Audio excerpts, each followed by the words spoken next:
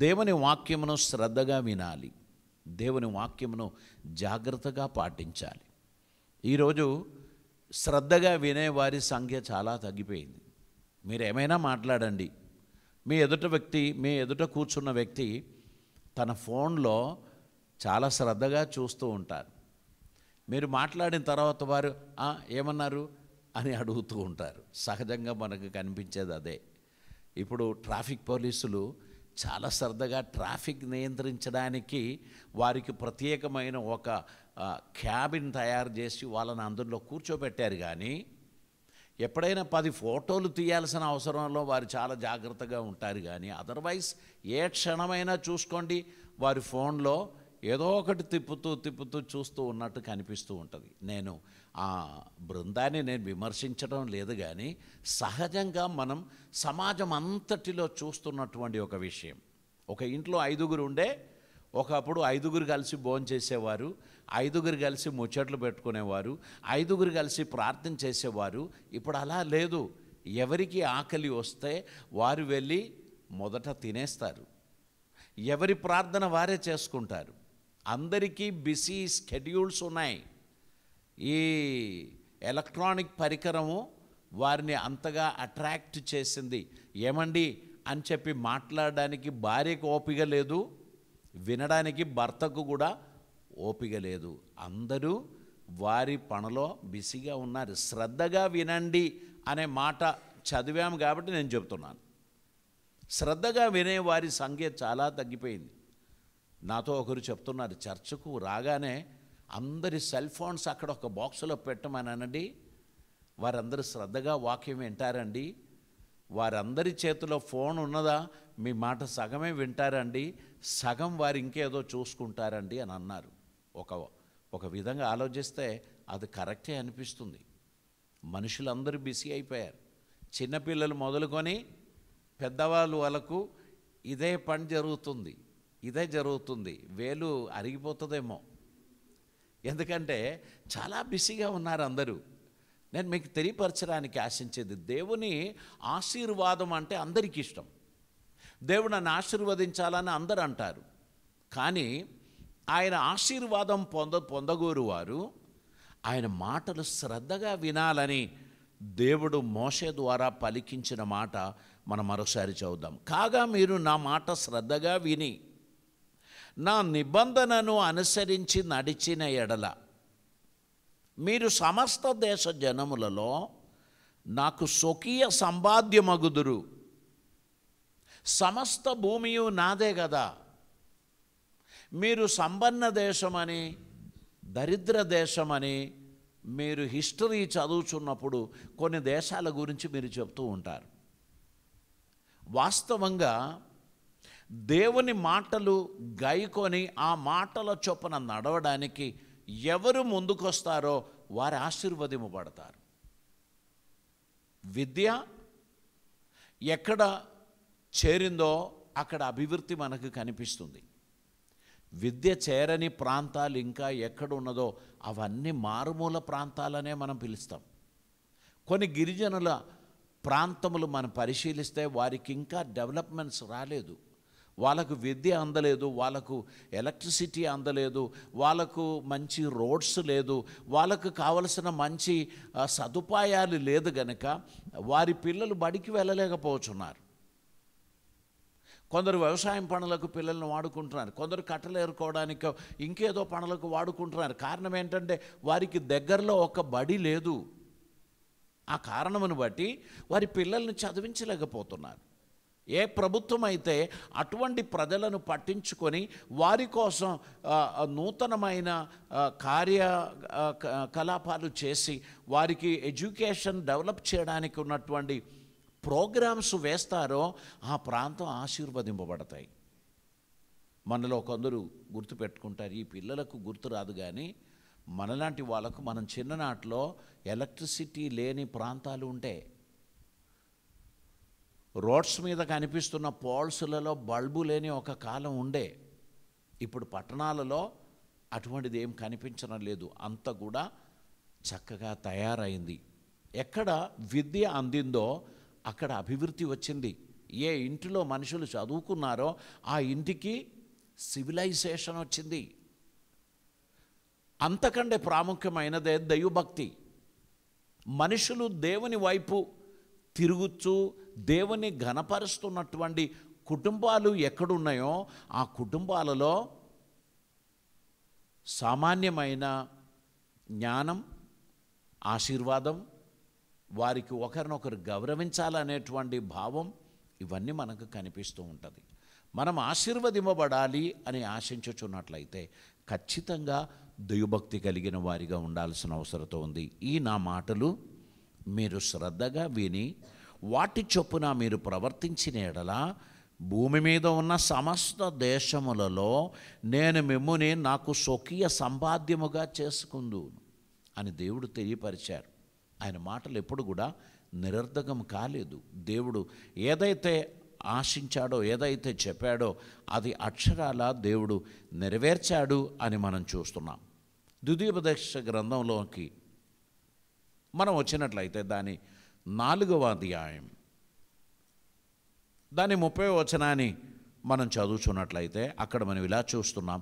ఈ సంగతులన్నీ నీకు సంభవించిన తరువాత మీకు బాధ కలుగునప్పుడు అంత్య దినములలో నీవు నీ దేవుడైన యెహోవా వైపు తిరిగి ఆయన మాట వినినే ఎడల నీ దేవుడైన యెహోవా కనికరము గల దేవుడు గనుక నిన్ను చేయి విడువడు, నిన్ను నాశనము చెయ్యడు.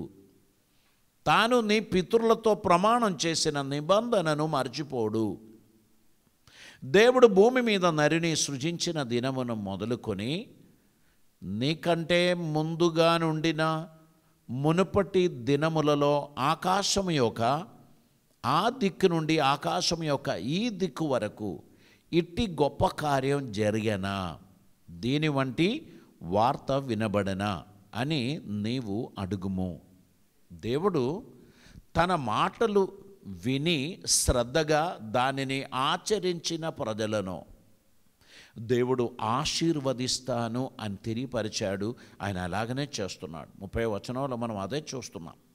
నీవు నీ దేవుడైన యెహోవా వైపు తిరిగి ఆయన మాట వినినే ఎడల నీ దేవుడైన యెహోవా కనికరము గల దేవుడు గనక నిన్ను చేయి విడువడు.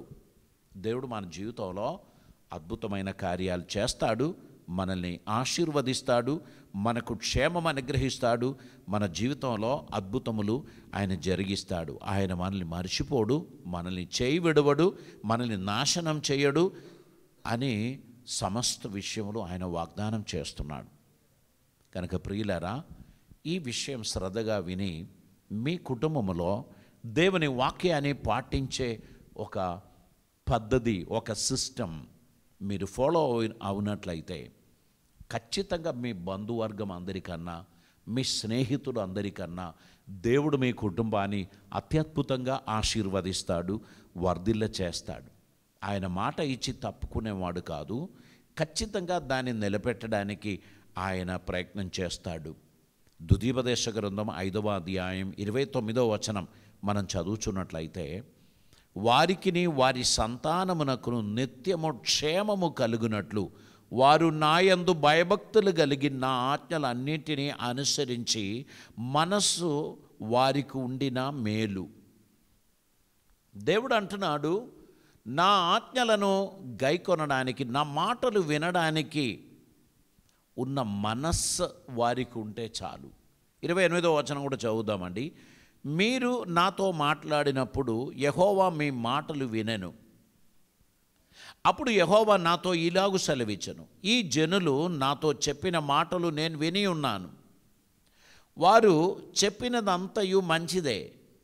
వారికిని వారి సంతానమునకు నిత్యము క్షేమము కలుగునట్లు వారు నాయందు భయభక్తులు కలిగి నా ఆజ్ఞలన్నిటినీ అనుసరించు మనస్సు వారికి ఉంటిన మేలు. దేవుడు వారిని వర్ధిల్ల చేస్తాడు, దేవుడు వారిని ఆశీర్వదిస్తాడు. మనం మాట్లాడే మాటలు దేవుడు శ్రద్ధగా వింటున్నారు. అలాగైతే మన ప్రార్థనలు కూడా దేవుడు నిరర్ధకం చేయడు. మనం ప్రార్థన చేస్తున్నప్పుడు దేవుడు వేరేదో పని చేసుకుంటాను అని అనుకోకండి. ఆయన మీ మాటలు శ్రద్ధగా వింటారు. ఇన్ని కోట్ల జనాభా మాట్లాడినప్పుడు అందరి మాటలు ఎట్లా వింటారండి? పిచ్చి లేస్తుంది కదా. ఒకరు మలయాళంలో, ఒకరు తమిళంలో, ఒకరు తెలుగులో, ఒకరు కన్నడలో, ఒకరు మరాఠీలో, ఒకరు హిందీలో, ఇలా మాట్లాడేటువంటి మాటలన్నీ ఆయనకి ఎలా అర్థం అవుతుందండి అని అనుకుంటే, ఈరోజున్న పరికరాలు చూడండి, ఎన్ని ట్రాకులు కదా. ఒకే పార్లమెంటులో ఒకరు ఏ భాషలో మాట్లాడినా ఆ పార్లమెంట్లో కూర్చుంటున్న ఎంపీలందరూ వారి సొంత భాషలో ఈ మాట తర్జమా చేసి ఒకటే సమయంలో వినబడుచున్నది. మీరు దాన్ని గమనించారా? కొందరు తెలుగులో మాట్లాడుతున్నారు, కొందరు మలయాళంలో మాట్లాడుతున్నారు, కొందరు తమిళ్లో మాట్లాడుతున్నారు, కొందరు హిందీలో మాట్లాడుతున్నారు. అందరూ హెడ్ఫోన్ పెట్టుకొని ఉన్నారు. ఈ హెడ్ఫోన్ పెట్టుకున్న వారు అందరూ స్ట్రైట్గా అర్థం చేసుకోలేనివారు. ఆ స్ట్రైట్గా ఇంగ్లీష్లో మాట్లాడితే అర్థం కాని వారు అందరూ హెడ్ఫోన్ పెట్టుకుంటారు. వాళ్ళ భాషల్లోకి ఆ ఒక ఇంగ్లీష్ స్పీచ్ తర్జమా చేయబడుచున్నది. ఎన్ని ట్రాక్లలో అక్కడ కూర్చుంటున్న 543 మంది, వారికి అందరికీ అర్థమయ్యే రీతిగా ఒక టెక్నాలజీ ద్వారా ఆ మాటలను తర్జమా చేసి ఇన్స్టంటేనియస్గా వారందరూ వింటున్నారు. లిప్ మూమెంట్స్ గమనించకపోతే అందరికీ స్పష్టంగా అర్థమయ్యేటువంటి రీతిగా వారి చెవిలో వినబడుతుంది. అలాగా ఒకరి మాట 500గా మనం ట్రాన్స్లేట్ చేసి పెట్టగలిగిన పరికరం టెక్నాలజీ మనకున్నట్లయితే, కోట్ల జనాభా మాట్లాడేది వినడానికి ఉన్న టెక్నాలజీ దేవుని దగ్గర కూడా ఉంది. మీరు కొందరు అనుకుంటారు, ఇంతమంది చేస్తున్నారు, ఇక నేను చేస్తే దేవుడే పట్టించుకుంటారులే అని అనుకుంటే మీ ట్రాక్ ఖాళీగా ఉంటుందమ్మా. మీరు మాట్లాడకపోతే మీ ట్రాక్ ఖాళీగా ఉంటాయి. అందులో మీ వాయిస్ మాత్రమే రికార్డ్ చేయబడును. మీ ట్రాక్లో మీ పక్కింటి వారి స్వరం వినబడదు. మీ ట్రాక్లో మీ వాయిస్ రికార్డ్ చేసేది మీ మాటలు మాత్రమే. ఈరోజు మీరు 1 minute ప్రార్థన చేశారా? మీరు 5 minutes ప్రార్థన చేశారా? మీరు ½ an hour ప్రార్థన చేశారా అని ఎవరు కొలవాల్సిన అవసరం లేదు. It is recorded. మన మాటలన్నీ ఆయన శ్రద్ధగా వింటున్నారు. మీలో చాలామందికి సమయం సరిపోవడం లేదు, నిద్రకు లేట్గా లేస్తున్నారు, పరిగెడుతూ మీ పనులకు వెళుచున్నారు. మధ్యలో మీరు మిస్ అయ్యేది, మీరు పోగొట్టుకున్నది ప్రార్థనా సమయం ఒకటే కదా. లాస్ట్గా అన్ని పనులు చేసి మంచం ఎక్కేటప్పటికీ మీరు బాగా అలసిపోతున్నారు. నేను రాత్రి ఆల్మోస్ట్ 1 o'clock నేను ఇంటికి వచ్చేటువంటి సమయం. సో మనకందరికీ చాలా హెవీ రెస్పాన్సిబిలిటీస్ ఉన్నాయి. మనం చాలా పనులు చేద్దాం అనుకున్నది ట్రాఫిక్ చేయనియడం లేదండి. ట్రాఫిక్ అంటే పోలీసు కాదు, వాహనాలు. నిన్న హైదరాబాద్లో ఒక ప్రత్యేక ఏరియాకు వెళ్ళాను. నా ఫోన్లో ఆ లొకేషన్ చూపెట్టి 20 minutesలో మీరు రీచ్ అయిపోతారు అన్నారు. 50 minutes పట్టిందండి. 20 minutes, 22 minutes అయింది, 24 minutes అయింది, 25 minutes అయింది. ఇలా అది పొడిగింపబడి 50 నిమిషాల్లో ఆ చిన్న ప్రాంతాలు చేరాం. అందులో వందలాది వాహనాలు, అందులో ఇరికిపోయాం. ఇక వెనకకు పోవడానికి లేదు, ముందుకే పోవాలి. అందరూ పోయినట్లు మనం కూడా పోయి అక్కడ చేరుకునే వరకు రాత్రి 10:30. మళ్ళీ అక్కడి నుంచి బయలుదేరి రావడానికి చాలా సమయం. నేను మీకు చెప్పేది మనం అనుకున్న సమయంలో ఒకరు అనుకున్న స్థలంలో చేరలేని పరిస్థితి ఉంది. జనాభా పెరిగిపోతుంది, వాహనాలు పెరిగింది, మనుషులకున్న టెక్నాలజీ పెరిగింది, సౌకర్యాలు పెరిగింది. దాన్ని బట్టి నష్టమయ్యేది సమయం ఒకటేనండి. మనం అందరం పరిగెత్తడానికి ఆశిస్తున్నాం, కానీ సమయం ఆపుకోవడానికి ఎవరికి వీలవ్వడం లేదు. 24 hours చేయాలని అనుకున్న విషయాలు 28 hours అవుతుంది. కానీ దురదృష్టం ఏంటంటే అది నెక్స్ట్ డేలోకి వెళ్ళిపోతుంది. క్లాక్ కూడా మనం చేసినట్టు కొంచెం సాగదీసి వాళ్ళు కూడా రానివ్వండి అని అనుకుంటే బాగుండు, కానీ లేదు, ఆ ఛాన్స్ లేదు. మనం సమయాన్ని సద్వినియోగం చేసుకోవాలి.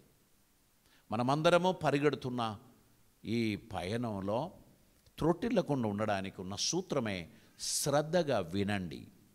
దేవుని మాటలు శ్రద్ధగా విని ఆ ప్రకారం చేయు ప్రతివానిని దేవుడు ఆశీర్వదిస్తాడు అని బైబిల్ చెప్తున్నారు.